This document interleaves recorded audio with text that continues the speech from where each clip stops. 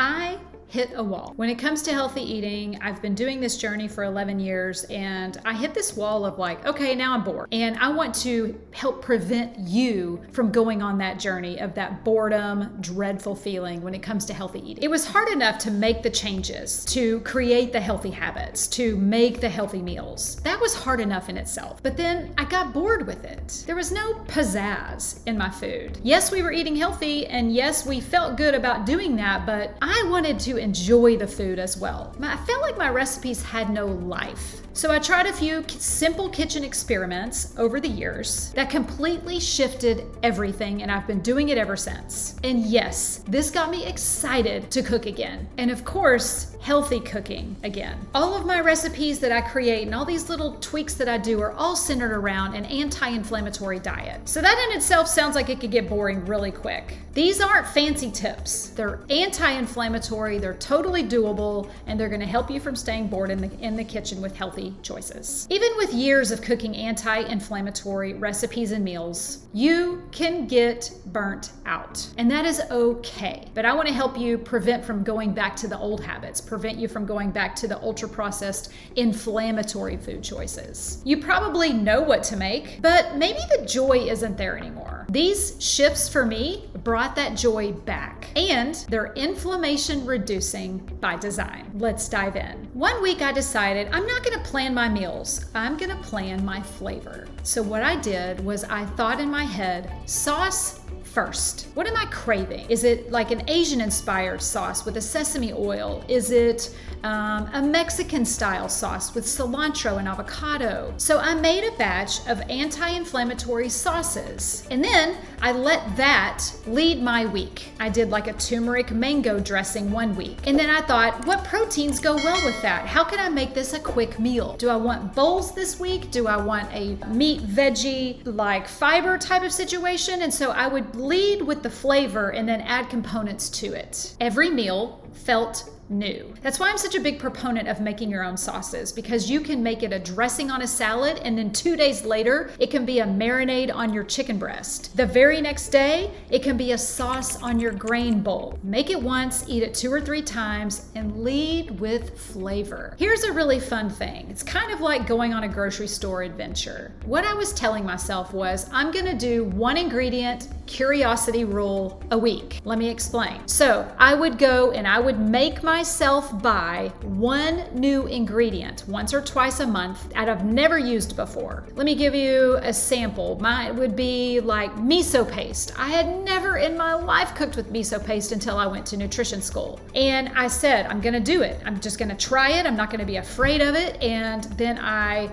went into my books from school and all my recipes that I'd gathered, and I tried 2 recipes with miso paste in 2 different ways. And now guess what? Miso paste is a staple in my kitchen. It could be anything for you. Maybe you're used to using garlic powder and you actually want to use fresh garlic. It could be that simple. But once or twice a month, sometimes every week, I would buy a new to me ingredient that was unfamiliar, not strange, just unfamiliar to my kitchen, to help get me excited to try something new. And the best part about these ingredients that I was choosing, they brought inflammation fighting components to my meal, meaning I chose ingredients that would actually help reduce inflammation in my body. So it was like a win-win. I was trying something new, having a new flavor, and fighting inflammation all at the same time. My taste buds were on fire and my inflammation was going down. Okay, my next tip is high heat flavor boosting. I cranked my oven to 425 and I didn't realize how much that would enhance flavor and texture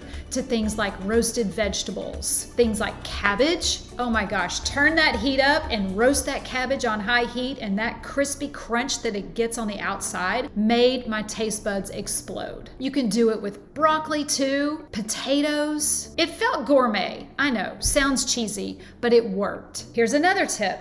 Do a build your own meal night. If it's you and your husband or you and a whole family, make it kind of like a buffet where people can build their own. And this is best done with like bowl meals. You can also do like build your own wraps. So you would lay out two different leafy greens. You would lay out 2 different options for a grain. You could do a quinoa and a jasmine rice. You could lay out 2 options for sauces, 2 options for proteins, and then add in some toppings that are fun. Crushed up nuts, sesame seeds. You can do all of these different things. Do little bitty bowls like this, put them on the table, and let everybody make what they want. It's fun. It feels like you're at a restaurant. And then you get new ideas because your daughter may pick something that you never would have thought a combination would be good.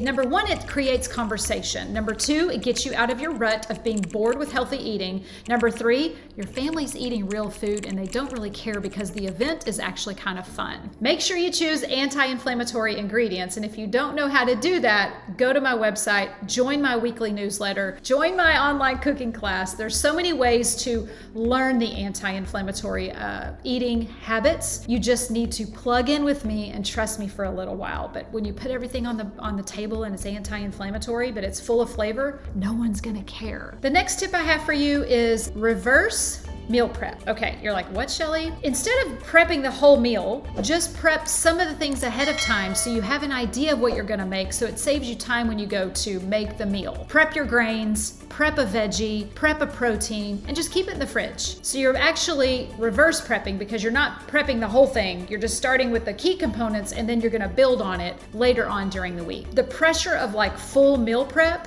goes away, but the foundation is ready for you. So that's kind of what shifted for me. It's kind of like I got my creativity back. It sparked some spontaneity in the kitchen. I started playing with anti-inflammatory foods instead of just following my routine. I felt more energized mentally and physically. I didn't dread the kitchen and I enjoyed the process. And I recommend you keeping a notepad in your kitchen. I live by my notepad. It's so dirty, it's messy, it's got food all over it, but I don't care. Anytime I have a new idea or as soon as I try to make something and it works, I write it down so I don't forget it. I just did it yesterday. I created something and I was like, oh my gosh, these flavors go so well together. Pause, write it down. So keep a notebook in your kitchen because as you come up with these new ideas, you're gonna wanna make them again. If this video resonated with you, you're definitely gonna wanna check out my past video here on YouTube, When Healthy Food Feels Boring. I'll put the link below in the description, but it goes really well. It pairs well with this video